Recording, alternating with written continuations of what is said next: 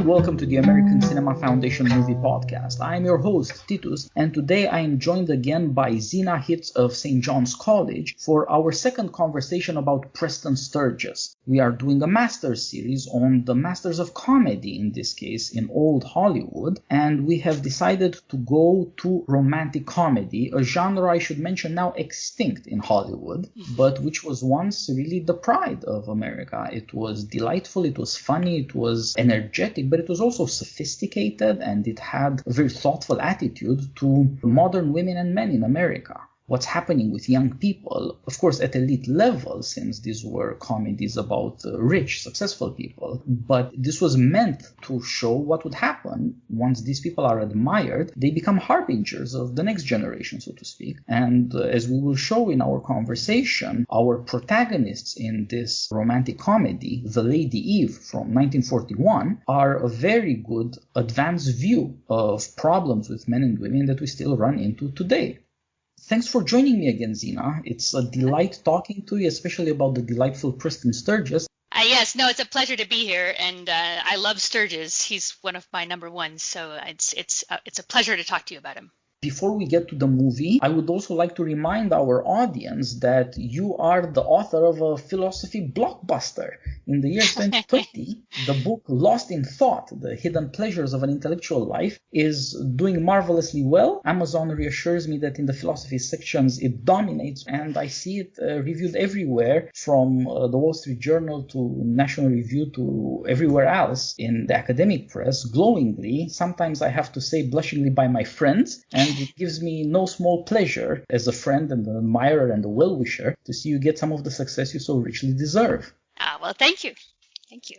Now I will just briefly run us through the plot before we get to talking. The Lady Eve is the story of two young, strange Americans, but somehow very recognizable as the first interesting thing about them. Barbara Stanwyck plays Eugenia, and Henry Fonda plays Charles. They meet on a boat where the first half of the movie takes place. He is returning from the Amazon, where he spent a year doing zoological research. He is an ophiologist, an expert on snakes.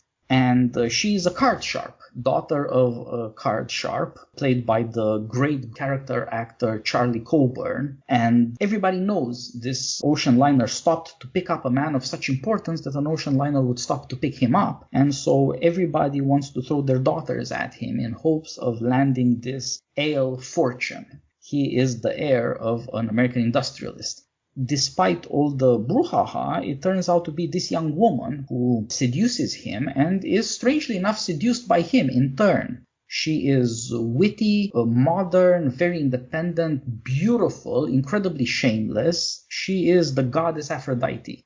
He's a bumbler and a bungler, and he constantly falls. The pratfalls in this movie are delightful, and they just never stop. Preston Sturges had great confidence in his ability to get the audience going. That's what Hank Fonda does. Every 10 minutes, he does another pratfall. And so that's the first act of the movie. They meet on the ship, and we see their entire meet-cute story, but it ends in a catastrophe. He finds out that she is a card-sharp daughter of card sharps, and his moral instincts tell him to damn the woman and break off his proposal of marriage. And so in the second act, she decides on revenge. She impersonates English aristocracy, always the sure way in America for getting ahead. As we know from Mark Twain, if you pretend to be a king or a duke, you go far in America. And as we have seen, at least two American adventuresses took that advice to heart and married princes. So it works, people. It's real. Here we see this young American woman impersonate British aristocracy and work her way through the family of this industrialist to obtain a second proposal of marriage from this hapless young man. And that all, of course, takes place where romantic comedies used to take place, in the fairyland of Connecticut.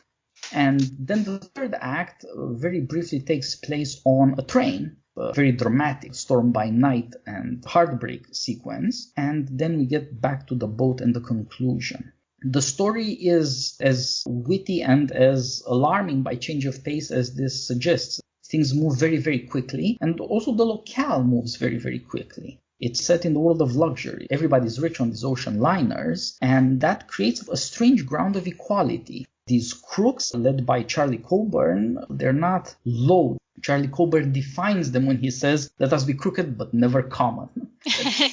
Somehow the beautiful is the leading aspiration. The very rich people who pretend to be sophisticated and the crooks who by definition are sophisticated since they are deceivers really do have a great deal in common, and comedy effortlessly shows this.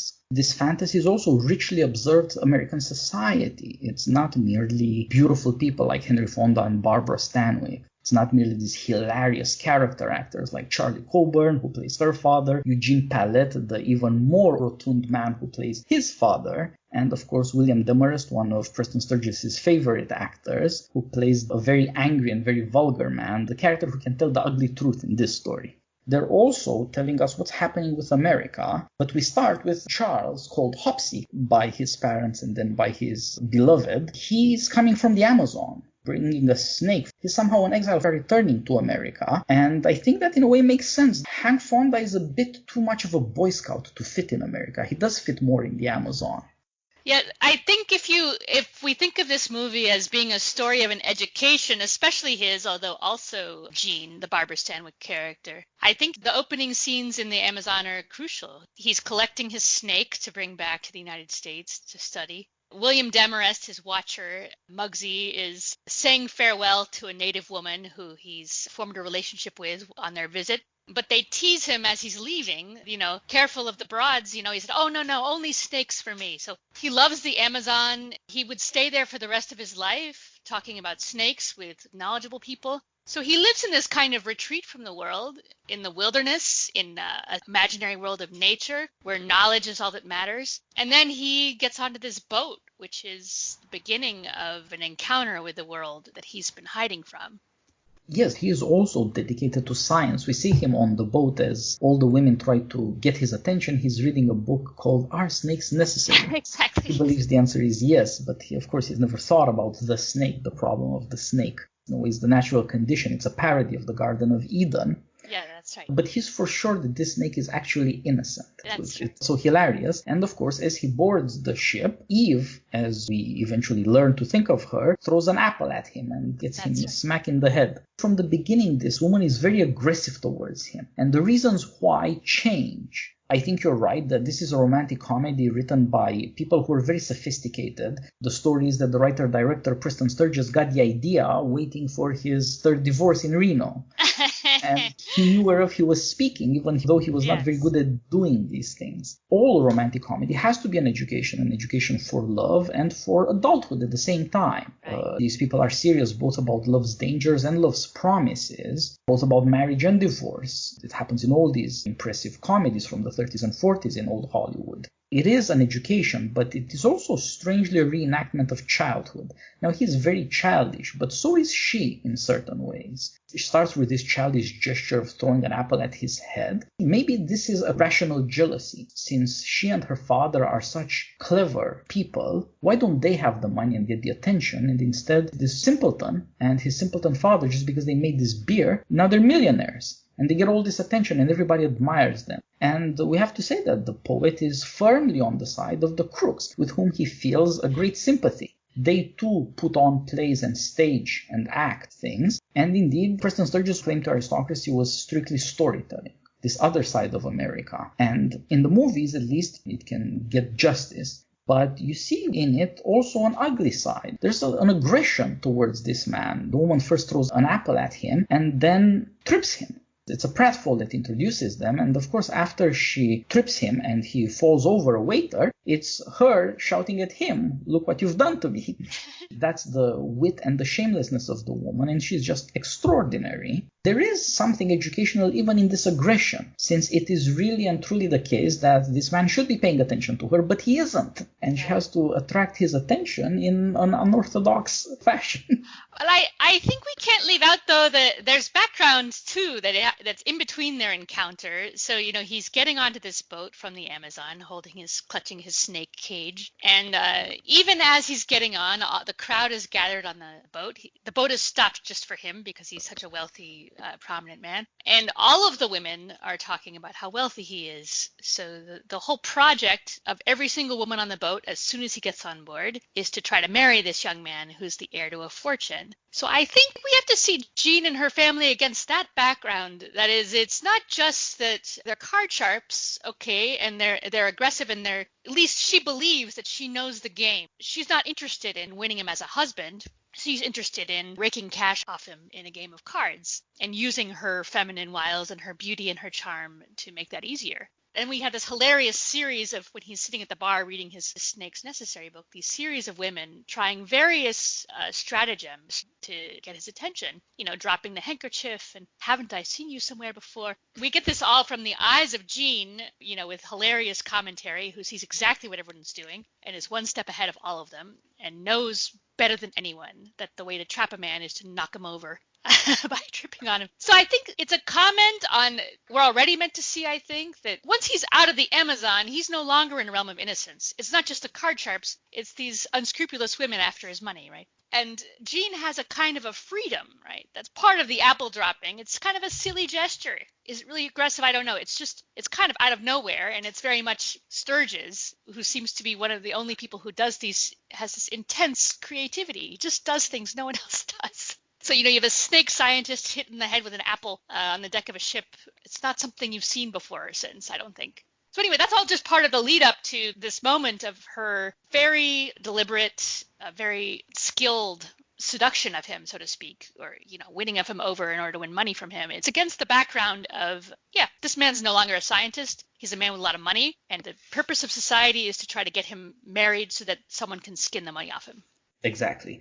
And indeed, Barbara Stanwyck very quickly emerges as a kind of director. In the mirror of her compact makeup, she's studying all these women try their various ways of getting the man's attention. And as you said, provides commentary. It's almost like she's directing a movie, as Preston Sturges is doing. And we're obviously meant to understand that she's right. We are on her side. In a way, we learn through her eyes. And as you said, one thing to notice is all these women fail because they depend on subtlety. And this man is uniquely unsubtle. The American male of the species is a fairly direct kind of creature. And so a different attempt is necessary. And so it's strange, but typical of comedy, right? That to achieve the highest purpose, a loving marriage between people who are good for each other, you have recourse to the lowest down and dirty means. Right. You shouldn't be subtle. True subtlety is knocking people on the head when they need it. It's merely wishfulness to act otherwise. Yeah, I think not only that, but it's ingenious, her tactic as far as he's concerned, because he lives in his head. He's a scientist. So she knows that the way to get him is through forced physical proximity. So, she trips him, she breaks her heel and pretends he's done it. She gets him to bring her down to her cabin. She couldn't possibly go unaccompanied. He picks out shoes, he puts on her shoes, so there's more contact. And, then he smells her perfume, and he's done. As soon as he's close to her, it's done for him. And I think also it's worth mentioning, one of the things that's wonderful about these scenes when she forces him into physical proximity, they're very intense. They're very erotic, similar to the, I think, famous scene in It's a Wonderful Life, when Jimmy Stewart's clutching Donna Reed by the telephone. And you realize how much is lost in Hollywood going over the top with physical contact, and how much tension can be generated just by the man and the woman being very near to each other and very evidently profoundly attracted. So it's one of the great erotic scenes in Hollywood, I think, similar to that one from It's a Wonderful Life. Yeah, conveying the charms of Barbara Stanwyck is not a particularly difficult thing, No. But it has never been done better precisely because here you see everything up to and including the perfume, Right. That it makes him silly. And you get a sense of the effect women have on men. Its power comes from how direct it is. Part of that is shamelessness. This young woman begins by thinking that this brilliant plan of hers, so easily, effortlessly executed, she can love herself for how good she is at forcing men to fall in love with her. In a man's world, she is effortlessly capable of turning their heads. She sees how childish men really can be. And at the same time, she thinks that she's absolutely in control of herself, which turns out to be a delusion.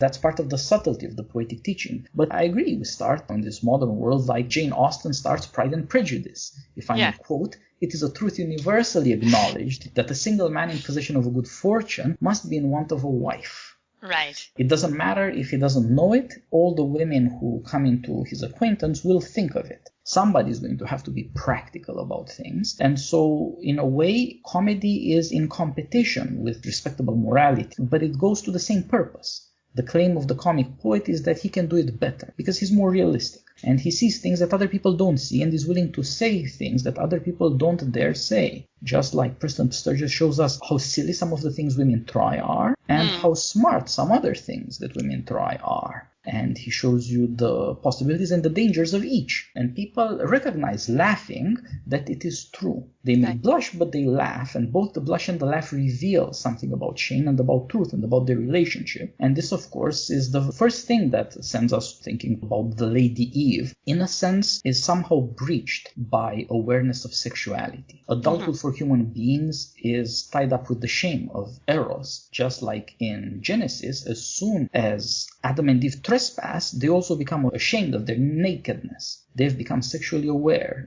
The comic poet seems to suggest that, in a way, we have left behind a certain innocence because we are so interested in erotic affairs. And then it's a matter of how to deal with them. But at the beginning, you have this amazing show of how a woman could be as scientific about human affairs as this man could dream of being about snakes. Indeed, he's in a position, he is a student. In the Amazon, he was assistant to a real professor. This woman could be teaching a master class about men and women. The only problem with her is that she's not charging. What is the difference between being one of these confidence men and being Preston Sturges? He gets paid to do it, is the difference. I think that the more I look at this film and think about it, which it's really one of my all-time favorites. I think maybe Sturges' best, maybe up with Sullivan's Travels, and one of the really great romantic comedies. But there's a seriousness underneath the comedy. And in a way, it works in the opposite way that you might think a temptation story works. It's the erotic, it's the bodily proximity that Jean knows how to leverage, which actually brings them in to authentically fall in love with each other. So what happens, what do you do if you're a wealthy person seeking real love when everyone wants your money? He has a real problem. It's not a joke. And that's, I'm sure, also part of the reason why we don't get this story told explicitly, but he's justifiably alienated from the world. He doesn't want to be a beer baron. He doesn't want to be chased by women who don't care about him. He doesn't want to go to parties. He wants things that are real. He wants to understand things. So he goes on this year-long retreat to the Amazon in a way to escape the sort of crass materialism of his life. And it's very interesting, I think, that Jean, who considers herself the master of the realm of materialism, and really is, she understands mechanically exactly how this man works. She can carry this thing off without a hitch. But there is a hitch. The hitch turns out to be that his innocence, his sincerity, his openness melts her heart. So she is now no longer an objective scientist of men able to seamlessly fleece them out of their money in card games. She is now a vulnerable person to this man. Then she has the dilemma. So he starts with a dilemma. He wants the real thing, but people are only interested in the money. And then her dilemma is, how does she manage to turn off the scam that she's already begun? How does she turn this from fleecing an innocent sheep into actually marrying him, which at that point is what she wants to do? And she's really up a creek, because if she tells him now that she's a card shark, she endangers her father and their co-conspirator, whatever his relation is. And if she doesn't tell him, she runs the risk that he finds out by accident or through other means, which is in the end what happens. So they become engaged. She successfully, by deft use of cards, undermines her father's card sharking, manages to only skin him for a small amount of money rather than a large amount. She gets them to swear that they won't cheat him anymore and they won't play any more cards. She has stratagem after stratagem. She's victorious. He proposes marriage. And then his guardian sweeps in with the evidence that she's a card shark, his ever suspicious guardian. And why does he have a guardian? He has a guardian to protect the cash. His well-being is merely instrumental to the fact that they don't want this kid getting taken in by sharks. So anyway, then we reach the first major crisis of the movie, which is these two people who genuinely are in love with each other, despite all odds. She can't convince him that she's honest, and he doesn't feel he can trust her. So they end on the outs. He's hurt and angry, and she is absolutely furious and longing for revenge. Yeah, this seems to start utterly in the element of the beautiful. It's storytelling, it's image making. You can transform one thing into another, and that's how, a woman can play with men. But then it turns from love to justice, and from anything like happiness to something like war, to inflicting punishments on each other, and this suddenly becomes very, very serious and very, very moral. So there are limits that this woman needs to learn that come with adult life. In a way, she was an innocent because she was always living in this world of fantasies. Since men are driven by fantasies, by their silly desires, they can easily be played with. Her excellence means that there are never any consequences. This is Barbara Stanwyck, who was magical. Yes. But in a way, it kept her a child. As clueless as this young man who was running to the Amazon was, and indeed running to the Amazon shows us, strangely enough, a yearning for nobility. It's dangerous, but it's also nature. It's undeceiving in a certain way. You can never be made a sucker of or demeaned. It's fit for men. Even scientific men have a manliness about them that prefers direct conflict to deception, intrigue, and all these complexities and sophistications that we see with poetry. And that's the way in which he has stayed a child, and that indeed speaks to nobility and also announces in a way his capacity for anger and punishment and cruelty. What happens if that noble self-respect is betrayed? Maybe you shouldn't be playing with this man. But she doesn't know that because she doesn't know that in a way she's a child too. When she's seducing him in her room, she starts calling him Hopsy, like his parents used to do when he was a kid. And she says, and then when you get older, I can call you Popsy. And, she's always mocking him, but that mockery shows also her fear. He says, call me Charlie. That's a man, but she wants to treat him either as a child or as an old man so that he's sexually not threatening. Right. And so also they talk about each other's love ideals. And this is where he begins to win her because he gives her this vision of the innocence of youth. He thinks that he's always loved her, that he's always known her, that she was always that woman in his mind that corresponds to ideal love, and that he can see them in his mind as they were from childhood into old age and always together. And that's love's eternity that always strikes us when we fall in love. The beautiful has a power over us that is not even easily stated, much less explained. Here she encounters it. But the way she talks about it, she says that her love ideal is a practical ideal, an ideal you can reach. It's a short old man with lots of money. That's right. And he says, why does it have to be short? And she says, why does it matter? He has the money. But it does matter because it is again an unthreatening male, easily dominated. In a way that is not obvious at first, she's afraid of men. She is afraid of adulthood, indeed. She is, interestingly, motherless.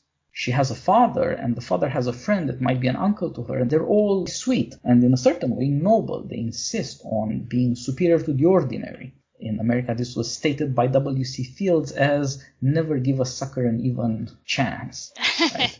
You can't be honest with the simpletons. It's dishonest. It is unfair. It is unjust. Simpletons do not deserve equality with the wise. The radical inequality of the wise, even the worldly wise, is what's asserted here. And so they treat her as an adult. She's one of the gang, but she's never really learned how to be a woman. As she begins to deal with this, she also begins to experience fear.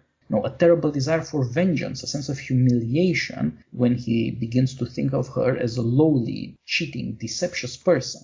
And so you could say that they stand for two opinions that are extreme, but that have to be combined in comedy. He stands for the opinion that honesty is the best policy. Tell the truth always. That's where his childish love of manliness or adventure and of science go together. He's not interested in knowing the truth necessarily, but he's interested in telling the truth. He has the love of telling the truth. She has more of a love of knowing the truth, as you see with her studies of how women and men behave, but is obviously often not telling the truth. It's very different. Yeah. But she seems to be of the opinion that it's best to tell the truth never.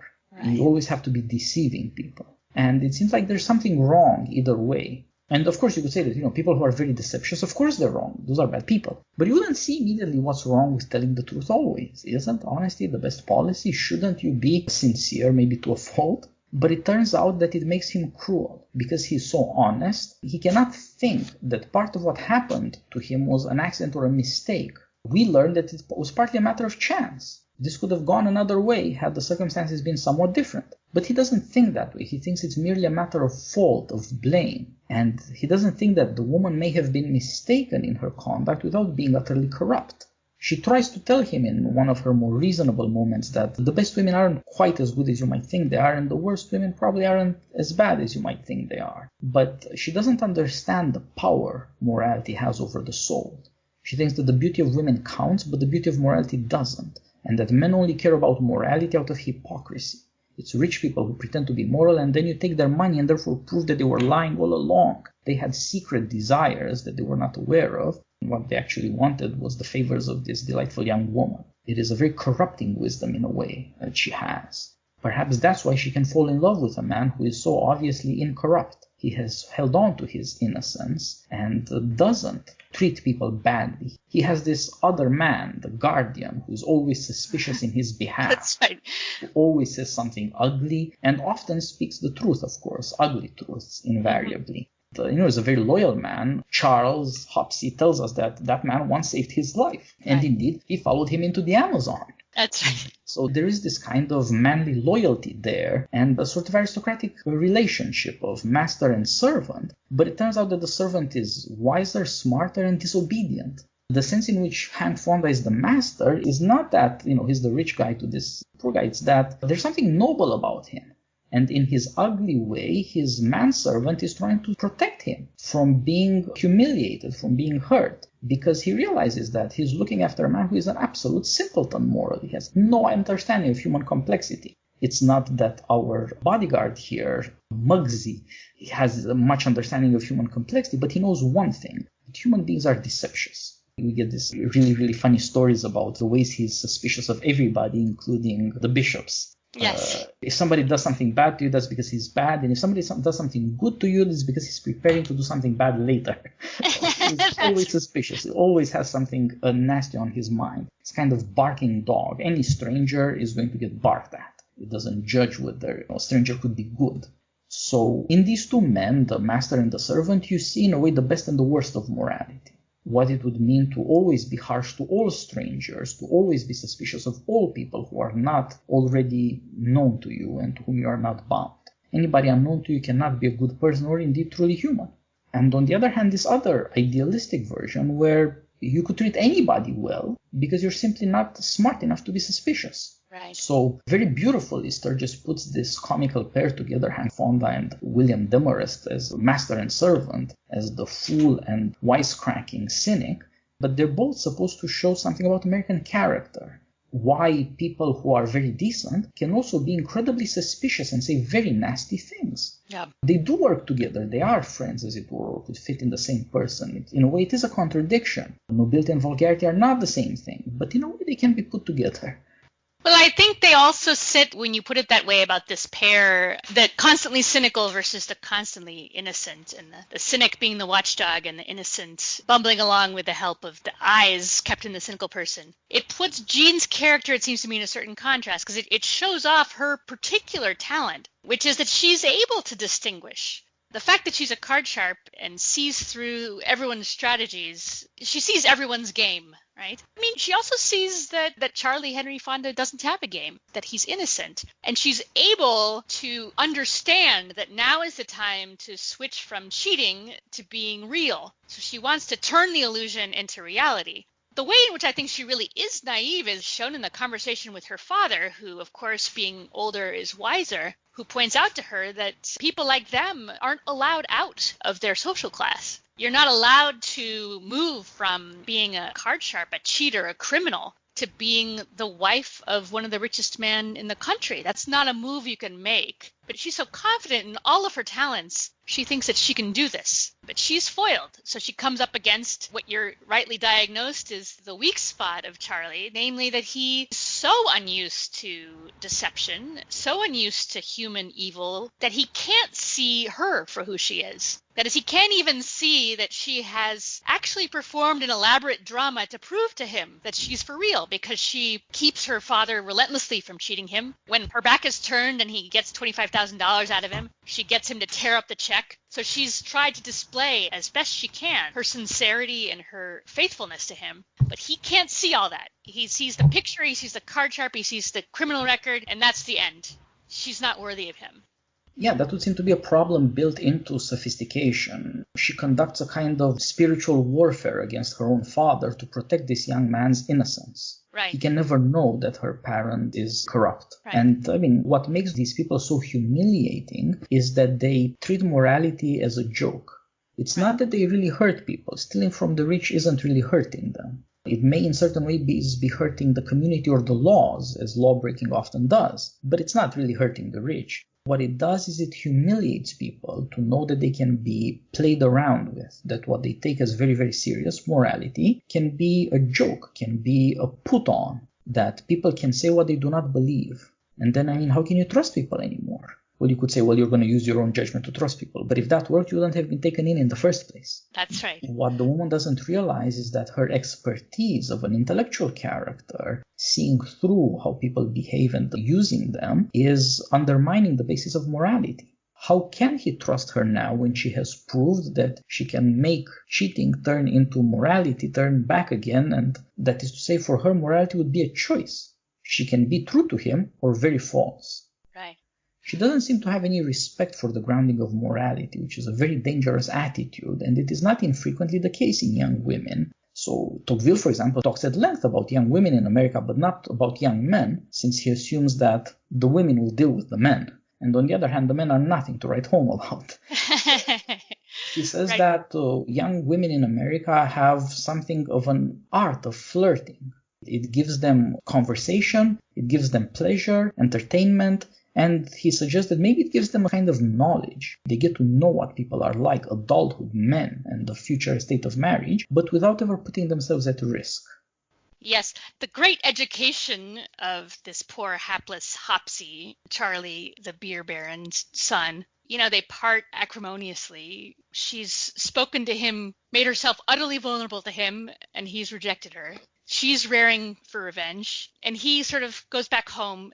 And we get this, first of all, I guess, a short scene where we're introduced to the third con man, who is living in Charlie's hometown and card sharpening the locals, pretending to be an English aristocrat. So she decides to come as his niece, disguised under a new name, Eve Sidgwick, who's meant to be some kind of a duchess. I can't quite remember her real title in England, is about to come to the beer baron, the Pikes, for dinner. And then you get, it seems to me, one of the best scenes of physical comedy in maybe all of cinema ever. It starts with old Mr. Pike eating breakfast, and it goes straight up through the dinner. One hilarious, inventive scene after another. Henry Fonda has to go through 3 dinner suits. He's constantly tripping, falling, getting food poured on him. William Demarest as Muggsy is convinced instantly that this is the same dame. You know, this Eve is in fact the woman from the boat. So he's peering around every corner, crawling on the outside the window, staring at her, serving food at the dinner table, staring at her, to prove to himself that she's the same person, and then to try to persuade him. And of course, he's never persuaded that she's the same person. As where the movie ends, in fact, without us knowing that he's figured out that they're the same woman. But we have Barbara Stanwyck, Jean, entering fully into the fullest deception that she can manage. So she's an aristocrat. She's going to seduce him as a member of his own class, or maybe a superior social class. So he's just a vulgar American money guy. She has the breeding, and she's going to do him in as only aristocrats do. So she has a plan for him. And the second part of the movie is very accelerated. There's this long slapstick scene, but then it culminates in their marriage and her final trick on him, which completes his education. You know, we start this second part of the story. She's the lowest of the low. He humiliates her. These are con men. They keep photos of such people on ships to throw them out should there be complaints. They don't deserve to be there with the moneyed set. And she emerges as the highest. As low as she was, as high she exalts herself to be something that indeed can impose on Americans. English aristocracy. More moralistic than the most moralistic Americans. Tyranny of the beautiful in another way. It's not actors, it's aristocrats this time around. But again, she has beautiful costumes that culminate in this beautiful wedding gown designed by Edith Head, who was the most important costume designer in Hollywood for decades. This launched a craze in America. Women wanted that Lady Eve dress. So in this new guise, she pretends to be all of kindness and continuously humiliates this man to prove to herself what a fool he is, and worse, to ruin him morally. All of this leads up to the stormy night on the train that is supposed to lead them to their honeymoon, where she pretends to have had an incredibly promiscuous sexual life until he simply gives up and runs away and has one more pratfall in the mud in the night. That's right. And Final pratfall. and she should be very, very happy. He thought bad of her, so she forced him to think very highly and then very bad of her, so that he could be involved in such an ugliness that he would never forget, so that he could never trust again. Her desire for vengeance is almost as strong as her desire for this man. And it takes that satisfaction, which is a kind of equality. He hurt her, so she has to hurt him back. That's necessary for her satisfaction, because America is the land of equality. She can't, suffer the slings and arrows of outrageous fortune and still be a good wife. She has to get even first. But when she does, she realizes what a terrible thing justice can be, because she has nothing in her life now.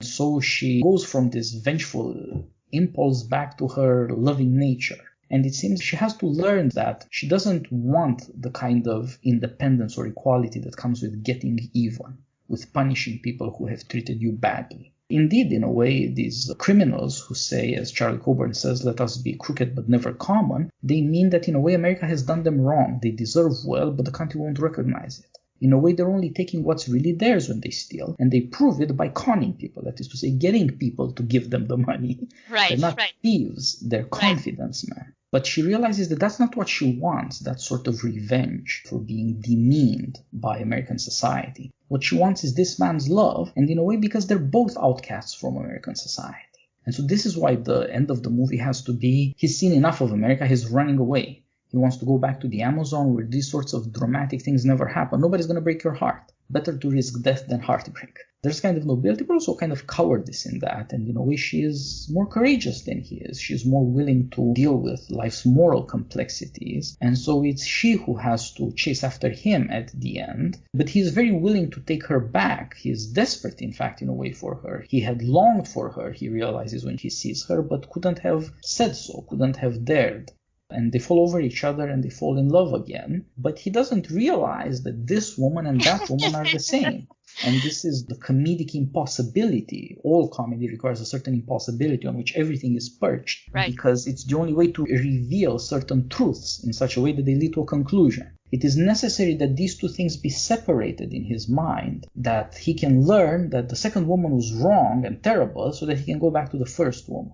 It was necessary, that is, in a way, for that ideal of a pure aristocratic beauty to be trampled, for him to be able to really love this other woman who is more like him, more American, not all that pure, not all that elevated. His moral vision was asking too much. And she wants to confess to him, but he doesn't want her confession. He says, just keep it to yourself, whatever you know. There are certain things American women should know and deal with, but quietly. Right. It's so funny. I guess we were talking about this just before we started recording, but it's evident that he is educated by what happens in the movie. It's a little more subtle than she is. She undertakes this brilliant act of revenge. It goes off like a hitch, just like her first one. She's obviously extremely talented at deception, and she can win a huge divorce settlement. And her father and other con men are egging her on. She can finally get millions of dollars in settlement from this divorce. And suddenly she realizes that she wants to stay married to him. She doesn't want a divorce. She wants him back. So she's proved herself to be more vulnerable than she thought she was once again. And secondly, that her scheme of revenge has in fact turned into a scheme of education, which is then an even better seduction scene than she could have planned. So inadvertently, it seems to me, and that's particularly brilliant considering how smart this woman is, how completely in control of manipulating human beings she is. But her final trick, which is winning this guy back, she does inadvertently. She thinks she's getting revenge, but she's actually educated him. And the way she's educated him is by exposing what he's actually always known was the fault of the aristocracy, namely rampant adultery and deception and faithlessness, infidelity. And this turns out to be 1,000 times worse than being the daughter of a card shark. His moral perspective is broadened. He knows what it might mean to be really deceived in the core of your being, to trust that someone's love is real when it really isn't.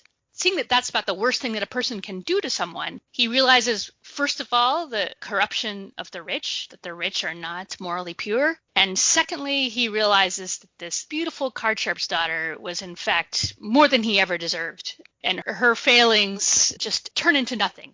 In one of these hilarious comic moments at the very end of the film, he turns to the father and says, "Oh yeah, let's play cards later." He's happy to be cheated out of money for cards if he can have this woman that he loves. So anyway, it's very, I think, like most of Sturges, honestly touching. It's a beautiful story. And, fantastical, but you want it to be true, because you want it to be true that somehow true love and honesty and basic worthiness should be more important than how much money you make or whether you're in the right social class. So there's a kind of American dream that's in the background. Love and sincerity can overcome any social obstacle. And Sturges knows right where to get us, and he does. He gets us. Yeah, so in a way it seems that the problem for Sturges is to make room for comedy in America. He says that the problem with Americans is that they're way too enamored of the English, of the aristocracy, of the manners, of the costumes, and they don't understand how ugly and wicked that could be. He's in a competition with this kind of sophistication, and he uses American morality against the English or continental old world sophistication that these aristocrats were up to. And he plays to American egalitarianism, and he says that actually American egalitarianism turns out to need not the added benefits or the correction or the ennoblement of aristocracy, but the correction and in a way the ennoblement of comedy, which is noble because it tells you what's really good, and it doesn't let you be deceived by the beautiful. So in a way, Preston Sturges is like the ugly William Demarest, always telling the ugly truth. But of course, it's the ugly truth tied with certain natural pleasures, love and marriage, of course, above all. And that's partly a statement on the future of America. In a way, you've got two options. You could worship glamour, this sort of notion of celebrity. She's the guest at this party of the rich and everybody's slavishly around her. But you could do something else. You could look for a more friendly form of love. The woman really does wish in a certain way to be equals with him, even though she is intellectually his superior. And partly it's because he's morally her superior. She is closer to corruption than he is, and she is given to more extravagant vengeance, for example. In a way, he can put behind feeling deceived, but she cannot. It's morally more decent than her, and she appreciates that. In a way, she realizes that you need this in life. You cannot go through life one deception after another. Comedy also needs this moral seriousness. It cannot be merely supposing impossibilities and making fun of things. It has to reveal fundamental moral truths and help make them effective. The claim of morality is that love will work if you're not entirely too deceived or too stupid. You should be disillusioned about the beautiful in a certain way so that you can appreciate the beautiful in another way. Less glamour worship and more respect for, these sorts of natural talents like this woman possesses. But, realistically speaking, they had better come with some beauty. Marriage involves that. It is one of the things about it is, she is one of the greats among the greats. And I think she's really at her pinnacle in this film, in terms of getting the writing and the filming that she deserves as an actress. It's so interesting I was just trying to think about what it would be like if this story took a tragic turn rather than a comic one. It seems like the tragic turn, and if I had more presence of mind just at the moment, I'm sure I could think of examples, but it would be, that both of these characters are at the beginning of the film really trapped. Neither of them knows that they're trapped, but they are. He's trapped by his money. He'll never be able to find someone who sincerely loves him, who doesn't care about the money. And she's trapped by being a criminal and in the class of criminals, which means that she'll never be able to, she can only pull scams. She can't ever sincerely and openly pursue what she wants. She's removed permanently from respectable society by this, in a way, as you say, a harmless criminal past. She, tricks rich people into giving her money in card games. So about the most benign form of Robin Hood behavior that you could imagine. So, it seems to me it raises a question when we think about all of these rags to riches stories, and this is one of them. What are the conditions whereby we can escape these traps? Not just the trap of being poor and being a criminal, but also the trap of being rich and, frankly, in your own version of a crime world, right? I mean, what has his father done that's so noble? It's not as if he's won his money through heroic deeds. I mean, he's run a fine brewery. So we have to find a way to get our humanity in its fullness, despite these really, in a different film, very tragic economic conditions. you're trapped and instrumentalized and unable to love sincerely and openly, no matter where you are in a social ladder. Yeah, I think that both the economics and the social class are big problems, and they're not quite the same. What's so funny about Connecticut is that there's a bunch of people who are just making money, whose wives want them to pretend to be aristocrats when they're not, and they don't have those pretensions because American men tend to be simple-minded. And his father is very realistic about the woman, appreciates her in a genuine way, never wishes to take vengeance on her, and in fact tells her she's a sucker for not taking him to the cleaners because she's got every right in a way. Very practical-minded man, and we see throughout the movie how much he loathes the fact that his son is such a damn bungler. Yeah. You can't be a man if you can't take care of yourself. The father is a man and the son is not. See, I don't know, because I think of those scenes when he's waiting for his breakfast, and he's extremely childish, it seems to me. Oh, yes, that's certainly true. It's him, sort of banging his hands Yes, on but the it's table. because he's been trapped in a circus of aristocracy, right? We see throughout the day all these people, they're polishing brass and silver, running around with expensive cakes and all sorts of ideas. A piano tuner comes to the house. That's not what he wants. He was trapped by success into a life where he has to put on a show. He has to learn on the phone that he's giving a party and at what hour, because the wife is too busy organizing the social life to let him in on it. And I mean, how would she let him in on it? He's a simpleton who enjoys his life and doesn't want these pretenses of sophistication. He doesn't need aristocracy for dinner. He's one of the people who like dinner instead. That's right. No, he's a big guy, right? So we're given the impression that he's a bit of a glut. He's a food person, and sex, because he also loves the beautiful young woman who's come to talk to him. He's a more primal figure, perhaps. Exactly. And those are more natural pleasures than, the pleasures of sophisticated social class status games. Right. And so he's reduced there, trapped in the beautiful when all he wants is the simple good things in life. Yeah, that's right. That's right. He's got all this beautiful silverware around him, but can't eat it. Right. It's part of the comedy of America, of course. People who become rich, they're not sophisticated, but they're forced into it, and they don't know how to deal with it, and they seldom deal with it well. This sort of situation where everybody wants something from you, and in a way you owe something to everybody.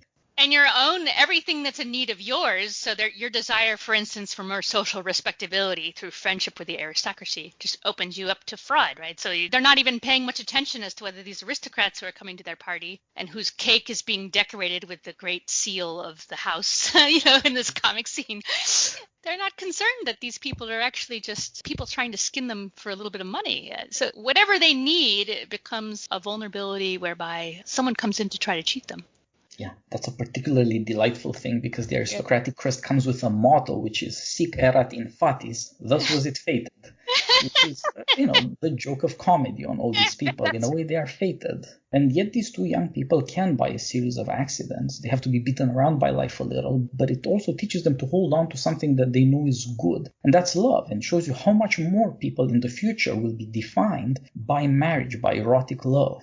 It will redefine the family. It will be in some way the key of your individuality. Americans will wake up to being erotic beings, desirous, in need of a completion they cannot supply. And this is what sends them out of their families, out of their social class, out of their normal occupations, and indeed into the arms of poetry. There will be somebody who has to speak to America not about church or work, but about love and marriage. And this will be the celebrities, it will be the beautiful people, it will be Hollywood. And it could be done like Preston Sturges wanted, or in other ways that end up catastrophically. So, right, but it's wonderfully prophetic. No, it is. It is. Anyway, wonderful film. And I think this is a fitting end for the conversation. There is so much to discover about this movie, and people will just have to watch it and watch it again and talk, and they will discover just how much delight there is to wit and to conversation and how it makes love and friendship better. It's what Preston Sturges can offer us. And thank you so much for joining me. It was a thank pleasure. You. Absolutely a pleasure to talk about this film. And next time, let's talk about The Palm Beach Story, his other great, rich, beautiful romantic comedy. Perfect. Palm Beach Story it is. Meanwhile, all the best. And people, remember, you can just go anywhere you buy books and go buy Zena Hitz's Lost in Thought. This is the wonderful summer read that you might not have heard of yet, but you should buy and read. Lost in Thought, The Hidden Pleasures of an Intellectual Life. For many reasons that we all see in the news every day, repose in leisure is woefully needed, and there is a witty, delightful way to get to it. So go get this book, people. Now Thank you so much. All the best. Talk to you later.